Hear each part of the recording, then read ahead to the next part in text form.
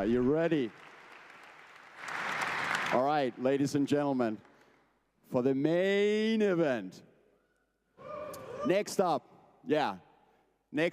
we have the founder and executive chairman of the first ever publicly traded company that went 100% on a Bitcoin standard, got rid of all their dirty fiat that was just losing value and put it into the hottest money we've ever seen. And let me tell you about him. He's not just an executive chairman and founder and all this. In 2022, I arranged a Bitcoin pleb party in Los Angeles. And then a few days later, I met him at an after party of the conference, and I just jokingly asked him why he didn't show up. And guess what? The second one I organized, which was last year in Miami, one of the first guests to show up was our next guest, who came and hung out with the plebs. So please, welcome to the stage, Giga Chat, Giga Cyber Hornet, Giga Pleb, the man who never sells, Michael Saylor!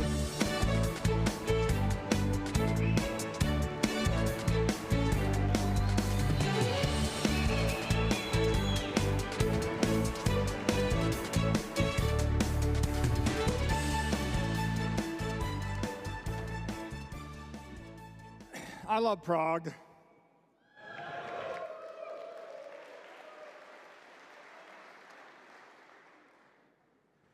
And I was delighted to be invited to speak again. I got invited back. If you're not Bitcoin enough, you don't get invited back to speak. So I've been spending the entire year trying to convince these guys to let me back on stage. And they relented, and I get a chance to present a new set of slides, my second best set of slides, 21 Rules of Bitcoin. I didn't label it the 21 Rules of Bitcoin because everybody's got their rules, and I'm not so presumptuous to think that I know the 21 rules. But I have my 21 rules, and I'm delighted to share them with you today.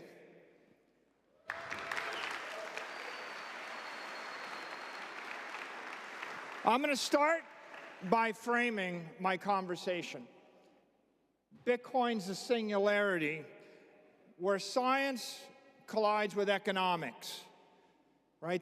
This is a profound thing. Just like when science collided with astronomy in the Copernican revolution, just like when science collided with medicine and we realized that diseases aren't caused by demons, Bitcoin is where science collides with economics, and it ushers in a new age of economic insight, which will profoundly change our political systems, our financial systems, the way we think about the world.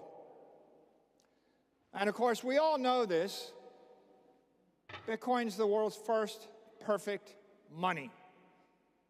The human race has lived for thousands and thousands of years with defective money. Seashells, bales of tobacco, glass beads, copper tokens. One day we'll look back and we'll kind of chuckle at silver tokens and copper and pieces of paper, and we'll wonder, how did the human race get this far? The implications of perfect money are profound. It's a paradigm shift. It's not like your assets are appreciating in price. You're just falling through space. This idea of relativity, you're in a relative frame of reference. Everything around you is distorted, and you have to break out of your frame of reference in order to see the world differently. Einstein did it for us with relativity. But every great scientist has done it, and Satoshi introduced a paradigm shift in economics and in monetary thought. And so, with that as my preamble, I'd like to talk about the 21 rules of Bitcoin. I'll start with rule number 1. Those who understand Bitcoin buy Bitcoin, and those that don't criticize Bitcoin. And you can see in a paradigm shift, it's just so profound. There'll be people that'll talk about it, and as long as you're talking about it, it's not clear you understand it. At the point that things click for you, you're not just going to talk about it, you're not going to criticize it, you're going to run, not walk, to the nearest place where you can buy Bitcoin. And for me, it was very clear when it clicked, I had to buy it. And on the other hand, the world's full of people that criticize it. They criticize it because they have not yet grasped the paradigm shift. And if it hasn't clicked for you, you'll have 10,000 criticisms. Rule number 2, everybody is against Bitcoin before they're for it. Right? It's not a surprise. Why is this person against Bitcoin? Why is this banker against Bitcoin? Why is this bank against Bitcoin? Why is this politician against Bitcoin? They're against Bitcoin because they don't understand it. Everybody will be against it. We're going to introduce such a profound new idea that the natural human reaction of a healthy institution, a healthy political system, a healthy intellect is to first reject it. This should not be discouraging. It should not be surprising. It's exactly and completely natural that this would happen. Rule number 3. How do you know you understand Bitcoin? Well, the way you know you understand Bitcoin is you realize that you're never fully going to understand Bitcoin. If you think you've understood it, if you've studied it, if you're sure you get it, that means you haven't quite grasped it yet. People that really embrace Bitcoin, understand it, they realize you'll never be done learning about Bitcoin. Never. What is Bitcoin? Bitcoin's not just the protocol, it's not just the software, it's not just the way you interact with it or everyone else that uses Bitcoin interacts with it. Bitcoin's it's a virus. It's an economic virus, it's a monetary virus, it's an ideological virus. It's going to ripple through time and space. So to understand Bitcoin, you have to understand how the existing sets of adopters will interact on the layer 2, the layer 3, the layer 4, the layer 5. You have to understand how the layer 3 applications will interact with each other via layer 2 protocols, via layer 1 protocols. You have to be thinking about what will people that haven't even discovered Bitcoin be doing with Bitcoin in 10 years, in 50 years, in 100 years. If you want to understand Bitcoin, you think about what will 10 billion people 100 years from now be doing with Bitcoin through 300 million different institutions across protocols and extensions of Bitcoin that have not yet been conceived and have not yet been invented. So when you consider how the idea will ripple through time, through space, through complexity, through the endless ways that humanity can organize itself, then you grasp the full scope of Bitcoin. How will an artificial intelligent entity created in 10 years, living in cyberspace 50 years from now, integrating with 1 million other AIs, use Bitcoin? Right? This is a profound chain reaction. It's a fire in cyberspace. It's viral through time, through space, through humanity, through all of the various vestiges of humanity. And of course, once you get that idea, you realize that you don't really know everything that's in the minds of 8 billion people or 300 million corporations or 1 billion things that are yet to come. And with that comes humility, and with that comes a thirst to keep studying Bitcoin. You'll never be done learning about Bitcoin. Rule number 4. Bitcoin's powered by chaos. When you take your money and you put it in a bank and you save it in a fiat currency, you're loaning your money to a country. When you take your money and you buy a stock, you're loaning your money to the management team of a company. When you take your money and you buy a building, you're loaning your money to the mayor of a city. When you take your money and you buy a piece of art, you're loaning your money and investing your money in a culture. When you actually buy Bitcoin, you're loaning your money to the lords of entropy. You're loaning your money to the gods of chaos. What's the bet? The bet is that chaos will outperform cities, companies, countries, cultures. It's a profound idea. I place you in Europe before World War II. I give you a lot of money, and I give you a choice. You can buy any piece of land in any country. You can buy any building. You can own any company in Europe. You can own art in Europe.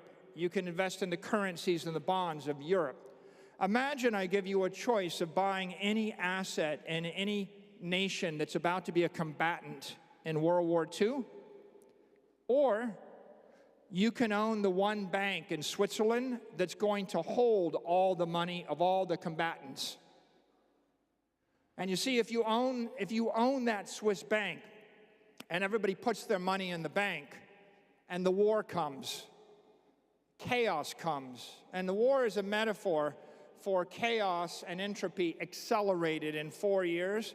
What you realize is every building is risky. It may be blown up. Every company will probably collapse. Any piece of land may or may not have value. The rents and the rental contracts will probably be torn up. The currencies will all collapse. And in fact, the more chaos, the more destruction and devastation, the more valuable that one bank. In fact, if everybody puts their money in the bank and they all kill each other, the bank keeps the money. And it's a very profound idea. Are you in the business of benefiting from chaos, or are you in the business of attempting to stop it? And the law of thermodynamics says you can't stop entropy, right? The more confused a government is, the more inefficient the mayor is, the more inefficient and competitive a corporation's market environment is, the more chaos and the more change in the culture, the worse all those other investments are, and the better the Bitcoin investment is. Bitcoin is powered by chaos. It's going to continually outperform everything else because the one truth in the universe is that entropy goes in one direction, chaos will continue. Walk into a casino, it's rigged. Every game is rigged against you, maybe with the exception of poker. And when you sit down at the poker table, if you're not the professional poker player, that game's rigged against you too. Bitcoin's the only game in the casino that we can all win. That's a very sobering idea. Yeah, maybe you can win one of the games if you rig it. Maybe you can find something in life you can win for a while. If you're the expert in this business or that region or that real estate or this art dealership or something, maybe you find a game for a while that you can win, but there is no game that everybody can win all the time, right? Bitcoin is the casino. It is the house of chaos. Anybody that wants to play in that game can keep winning. In fact, right, the most profound idea here is the only way to lose in the game of Bitcoin is you don't play the game or you quit too soon until the odds come to your favor. So walk into the casino, sit down, play the game of Bitcoin, don't quit. Everybody wins. Or walk out of the casino, play a different game. Over a long enough time horizon, you'll be a loser in every other game because you don't control the house, you don't control the odds. Even when you think you own the country, even when you think you own the company, even when you think you have monopoly on the market, the gods of entropy are going to upset your fragile equilibrium. Bitcoin will protect you, but Bitcoin won't protect you if you don't wear the armor. You have to suit up. What does that mean? You're going to walk through fire. You're going to go through a molten volcano.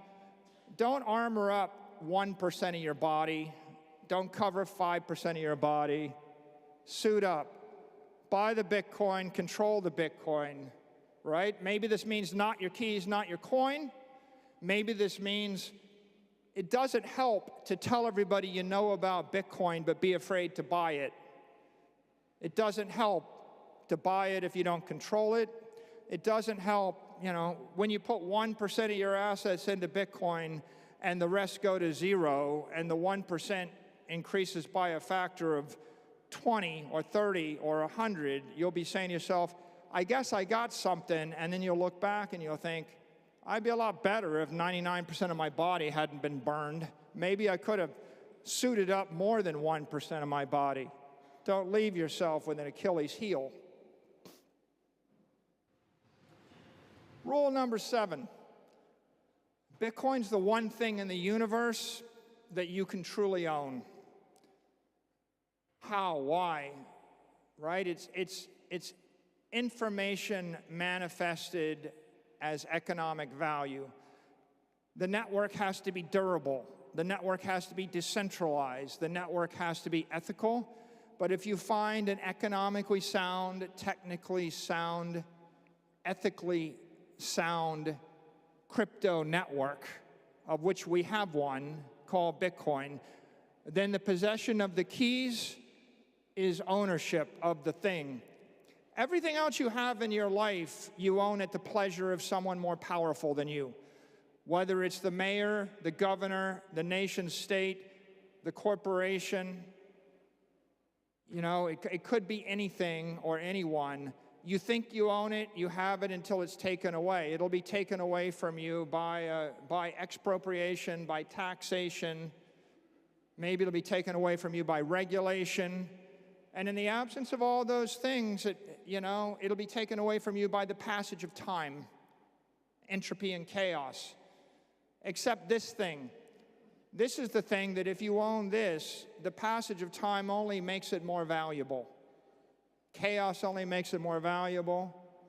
Nobody on earth can take it away from you. It's the first thing in human history you can own. It redefines the principle of property.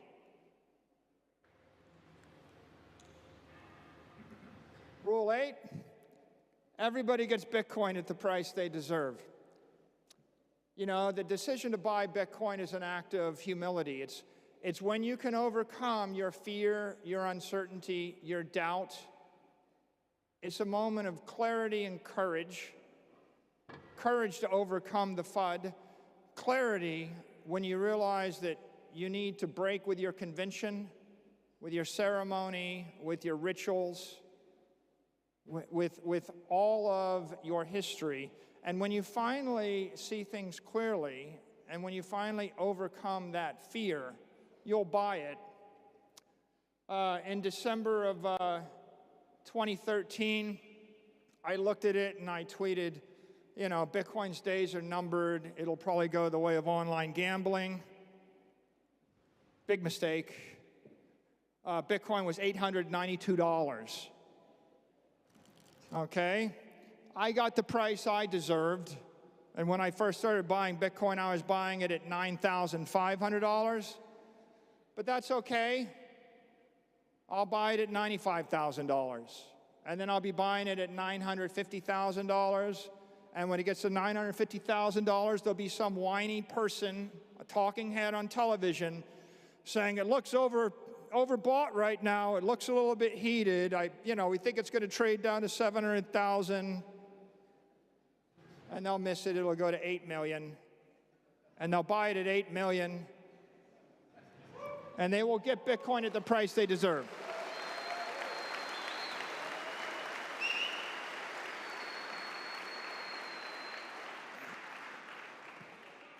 There's the classic phrase in the world, only invest the money you can afford to lose. If I ran a casino with the deck stacked against you, I would put that as a disclaimer in my ads. Come to my casino, but only gamble the money you can afford to lose. If I ran some sort of, investment company scam and I wanted to take your money and buy swampland in Florida, or I wanted to gamble on a bunch of companies I didn't understand, I say, hey, only invest the money you can afford to lose. When you actually say only invest the money you can afford to lose in my crypto token or my casino or in my investment whatever or my idea, you're making a moral equivalence to gambling with the odds against you, right? You're basically saying there's nothing better about what I'm offering than any foolish game that you're likely to lose. If I run a bar, and you ask me, well, how's your bar? I said, well, we serve really good drinks, but you should probably only come here on evenings when you don't have to work the next day. That's honest, right? You're going to get drunk in my bar. You're going to underperform the next day. I'm being honest with you. But, nobody ever said, hey, only put the kids on the school bus that you don't need me to return. Only buy a ticket on my airplane if you don't need to reach the destination. Right? The engineers of the world don't say, hey, don't drive across my bridge if you really need to reach the other side. And so what I say is only buy Bitcoin with the money you can't afford to lose. I'm not going to equivocate. You shouldn't equivocate. People that equivocate don't understand Bitcoin, and they still don't get the idea of perfect money. We didn't invest in it because we wanted to take a risk. We invested in it, out of disgust with the world that forces us to take risk with everything else, where the risks are stacked against us and undisclosed. Bitcoin's better. When you embrace Bitcoin, you realize that your entire world is defined by a bunch of synthetic metrics. The CPI might come in as this, and the PPI might be that, and the employment rate is 2% or 3%, even though half of you don't have a job, and the ones that have a job aren't making as much as they were making, and everything costs 50% more. But the GDP is this, and the nominal GDP looks like that. But of course, we use the market basket of synthetic crap you don't want to buy to calculate the nominal and the real GDP. That's the matrix. You're living in the matrix. And rule number 10 is very simple. It's tickets to escape the matrix are priced in Bitcoin.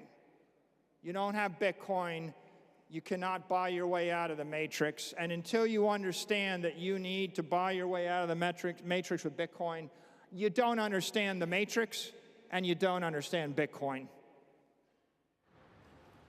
Rule number 11, Bitcoin insight, it's restricted to those with a need to know. You look at Bitcoin, you don't understand it. Charlie Munger doesn't understand it. Warren Buffett doesn't understand it. The bankers don't understand it. The rich people that you hate don't understand it. They don't need to know. That's why they can't see it, right? When you're comfortable and you live in the Western world and everything looks just fine to you and your cousin works at the bank, you don't have a need to know. When you have a need to know and your world comes crashing down, when you're looking at imminent death, when you're looking over the edge of the abyss, then you will understand and you will see Bitcoin for what it is. So don't be shocked when people look at it and they don't get it. They don't have a need to know. Rule number 12, all your models will be destroyed. I'm talking your political models, everything that we learned over 10,000 years. How do you run a city? How do you run a company? How do you run a country? How do you understand economics? What is inflation? What is economic prosperity? What is a job? Why should I do this? When you're looking backwards, all these people, they want to look at time series of historic stuff. You know, all I see is a bunch of statisticians analyzing people with chariots and you know, bows and arrows and camels and elephants, you know, fighting in wars 3,000 years ago, and we show up with explosives and aircraft, and they're trying to back test their models and figure out, you know, how explosives and aircraft impact the way they organize their elephants. You know, it's like all the models, they don't really make any sense anymore. If you understand Bitcoin, you realize you got to throw them all away. When Godzilla walks onto the playground, you know, all your models are worthless. They're all going to be destroyed.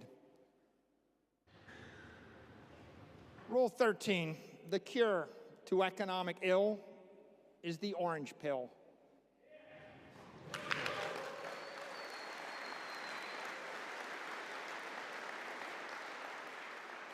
Bitcoin is perfect money. Once you understand that, you realize everything you used for money in the past is toxic. Your capital is toxic. Your currency is toxic. You know, we've been living in a world where the doctors bleed you to death. We're living in a world where they inject garbage and sludge into your brains. You're living in a world where you're eating stuff which is poisonous, right? The cure is stop putting toxic stuff in your system. The orange pill is that cure. We need to spread that cure to the world. And how are we going to spread it? Rule number 14. Before Bitcoin, don't be against fiat. Before Bitcoin, not against fiat, right? If you go to Bernard Arnault, one of the richest men in the world, and you say to Bernard, well, you know, here's a good business, selling handbags, selling luxury items. Bernard realizes he's not going to take all his money and buy euros or buy dollar bonds or buy pesos. But that doesn't mean he won't price his handbags in euros and dollars, right? The richest man in the world still will price things in a local currency, recognizing that people would rather trade the currency for the handbag, or trade the currency for the champagne, or trade the currency for the Bitcoin, right? We're for something which is beautiful and elegant and powerful and inspirational. We don't need to be against the other thing. At the end of the day, 99% of all the wealth in the world is going to be in something other than the currency, and half of it will probably be in Bitcoin. Let's just be for it. Bitcoin's for everybody. Rule number 15. It's for the people you don't like. It's for the, you know, the AI bot that took your job is going to run on Bitcoin. You'll be mad about the fact that the robo-taxi took your job or the robot took your job, but you should be happy about the fact that the robo-taxi that took your job runs on Bitcoin and wanted to buy your Bitcoin and drove up the price of your Bitcoin by a factor of 10 or 100 or 1,000, right? Your enemy is going to buy Bitcoin. The people that launch the ETF and buy the ETF that you don't agree with, that come from a place you don't like, they're going to drive up the value of your Bitcoin by a factor of 1,000. And you don't have to like them, and you don't have to embrace their ideology. What you should realize is the more people that join the Bitcoin system, whether they're your friend, your enemy, the religion you love, the religion you don't care for, the country that you're at odds with, they're all helping Bitcoin. And if you are true to Bitcoin, they'll be helping you. Rule number 16, learn to think in Bitcoin. You know, I see a lot of people that hold Bitcoin, you know, and they still don't think in Bitcoin. Bitcoin's been going up 50% a year for the past 4 years. That means the risk-free rate, the cost of capital is 50%. So you have the option to borrow money at 5%, loan it to Bitcoin at 50%, and keep the 45% difference. And I'll meet Bitcoin businesses that they want to actually raise money and loan it to someone at 15% that's a counterparty. Why would you loan to a counterparty at 15% when you can loan to Bitcoin at 50%? Right? Why would you invest? I have an investment idea for you. Is it a risk-free 50% return? Let's be conservative. I think, oh, Bitcoin will appreciate 24% a year for the next 10 years conservatively. That's the risk-free rate. You have an idea for me? Give me an idea that returns more than 24% a year, plus the risk premium, scalably for the next decade, then maybe it's interesting. Most people, they just have the wrong idea in their head. They don't think in Bitcoin, they make mistakes. Rule 17. You don't change Bitcoin. Bitcoin is a swarm of cyber hornets. It's a thundering herd of 8 billion people. It's going on for far beyond your lifetime, and it's much bigger and stronger and more powerful and more intelligent than you are, right? It's like Taleb writes about intellectual yet idiots, like people with PhDs in aeronautical engineering that give speeches on how to make birds fly better. It's like if you find yourself as the guy with the PhD lecturing eagles on how to fly, you're the person that thinks you can change Bitcoin, right? You're not smarter than Bitcoin. You're not smarter than 300 million companies and 8 billion people and 80 billion people yet to be, right? The world is big. The market is big. You're not going to change it. You're going to try to change it, but it'll be a lot smarter for you to change yourself. You know, we used to joke about laser eyes. Rule 18, laser eyes protect you from endless lies. People thought, oh, this is just a meme. Laser eyes, laser ray to 100K. It's not a meme. This is going to save you. When you know, who do I feel sorry for? It's like I feel sorry for people that put on the laser eyes, watch Bitcoin go up $20,000, and then take the laser eyes off and declare victory, right? Don't take the laser eyes off. The laser eyes tell you a message, which is they signify the fact that you should avoid dilutive distractions. Right? When Bitcoin goes from 10,000 to 100,000 and you declare victory, so you launch 16 crappy businesses and 14 stupid industries because you're a genius, right? You took the laser eyes off. Pride cometh before fall, and Bitcoin is going from $1 trillion to 10 trillion to 100 trillion to 500 trillion, and at that point it'll be growing better than everything else.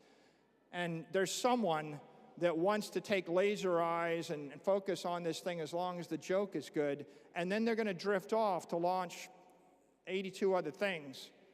Well, let me tell you, there's 2.8 million mobile apps created for the iPhone, and you probably can't name a dozen that worked.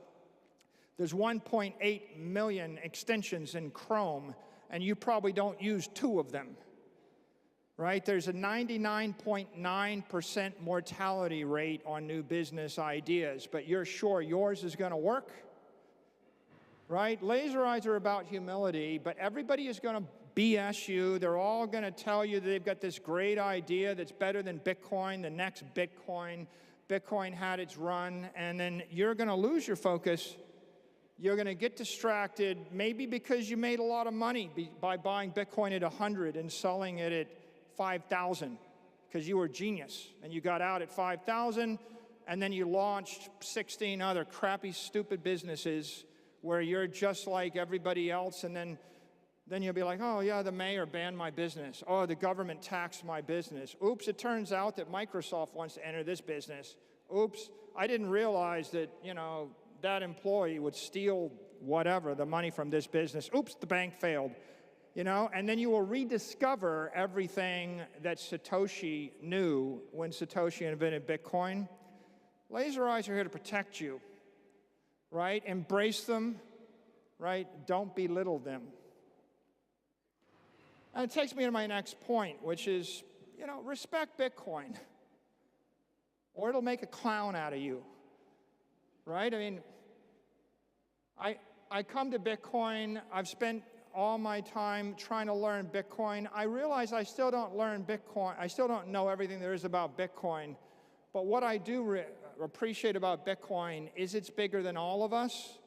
It's stronger than all of us. It'll outlive all of us, right? When someone shows up and says, I just heard about Bitcoin, I'm here to fix it, right? Don't be that guy, right? Have some respect for this thing. We're almost done.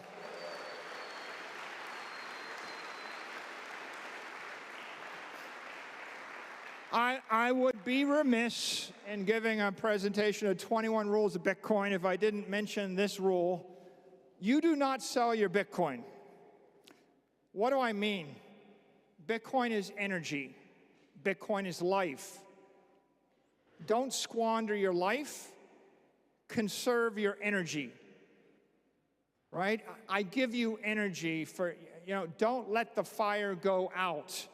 When the fire is what keeps your family from freezing, do not let the fire go out. Right? You have a life, it's beautiful, you can do beautiful things. Don't throw yourself off a cliff.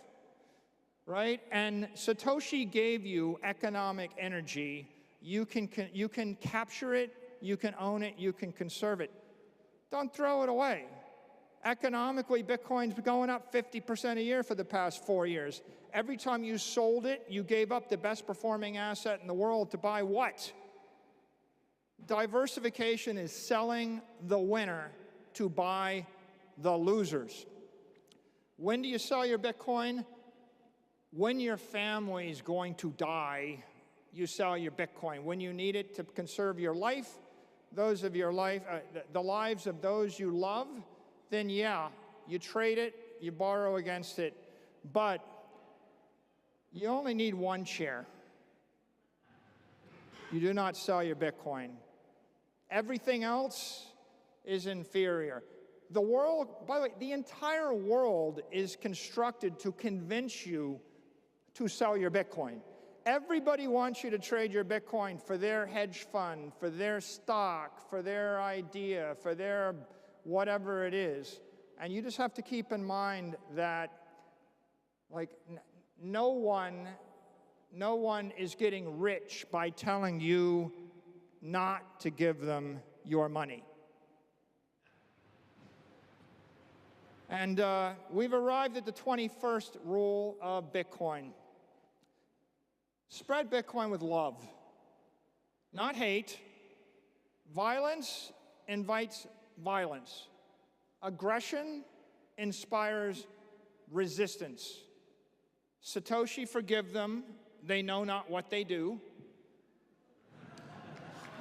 People don't understand Bitcoin. They're going to resist you. They're going to be afraid of you. They fear what they do not know.